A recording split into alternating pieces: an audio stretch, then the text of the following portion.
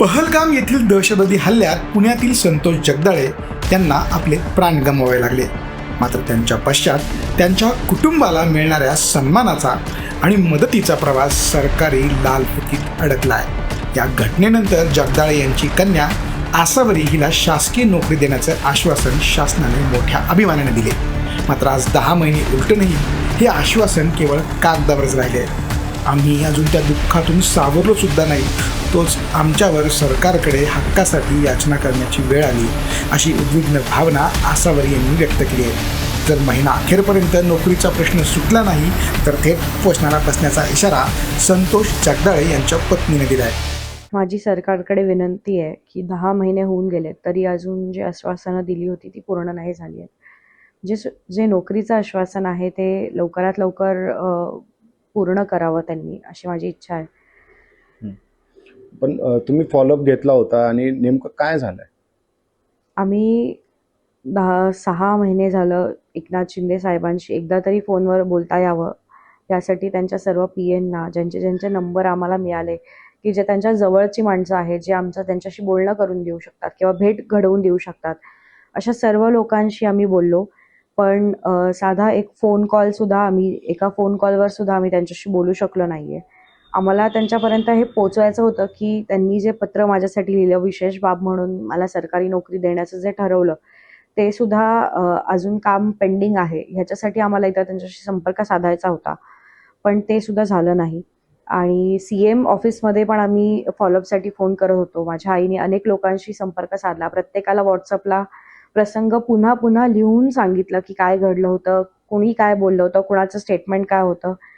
तर ते तेवढ्यापुरते call receive करायचे, बघतो म्हणायचे आणि पुन्हा त्याच्यावर काहीच नाही व्हायचं किंवा त्याच्यावर परत त्यांच्याकडनं कुठल्याही प्रकारचा रिप्लाय आमच्यापर्यंत येत नव्हता.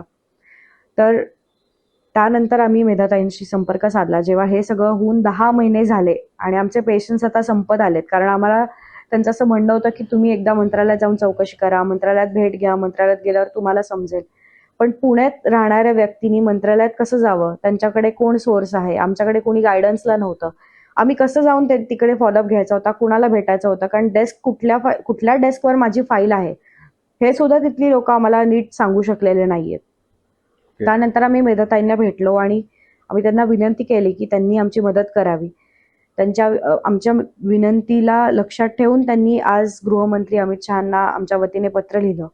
आज त्या गोष्टीला 3 दिवस झालेत आणि आम्ही अपेक्षा करतोय की आता तरी माझ्या नोकरीचं जे काम होतं, जे आश्वासन सरकारने दिलं होतं, ते तरी पूर्ण व्हावं. तुमच्या आईंनी उपोषणाचा इशारा दिलाय. नेमकं काय काय काय आता तुमची मनस्थिती आहे? आमची मनस्थिती गेले 10 महिने तीच आहे जी 22 तारखेला होती. माझ्या आईनी हा निर्णय घेतलाय की जर मार्चच्या पहिल्या आठवड्यापर्यंत हे काम झालं नाही तर ती उपोषणाला बसणार आहे. कारण माझ्यासाठी धैर्य पुरस्कार सुद्धा जाहीर करण्यात आला होता त्यावेळेला, त्याचंही काही झालेलं नाहीये. या 26 शहीद लोकांच्या नावाने एक स्मारक जम्मू काश्मीरमध्ये बांधणार होते त्यांची आठवण म्हणून, कारण हा धर्मावर झालेला हल्ला होता आणि निष्पाप लोकांवर जे फिरायला गेले होते त्यांच्यावर झालेला हल्ला होता. आज आमच्या घरातला एकमेव पुरुष गेलेला आहे. तर त्यानंतर सुद्धा आज आम्हाला इतका मानसिक त्रास झालाय की आम्हाला फेऱ्या माराव्या लागतात, आम्हाला लोकांना फोन करावे लागतात, आम्हाला सतत फोन करून, आणि असंही आज झालंय बऱ्याचदा की खूप रूढ शब्दात आम्हाला उत्तर देण्यात आलेलं आहे काही लोकांकडनं. आम्हाला खूप ट्रोल पण केलं गेलं त्याच्यानंतर. आज ही इतकी घाणेरडी मनस्थिती असताना सुद्धा जे आमचं मंथली इन्कम आहे, जे जॉब थ्रू मिळणार होतं, ते पण झालेलं नाहीये. म्हणून माझी आई उपोषणाला बसणार आहे असं तिने जाहीर केलंय.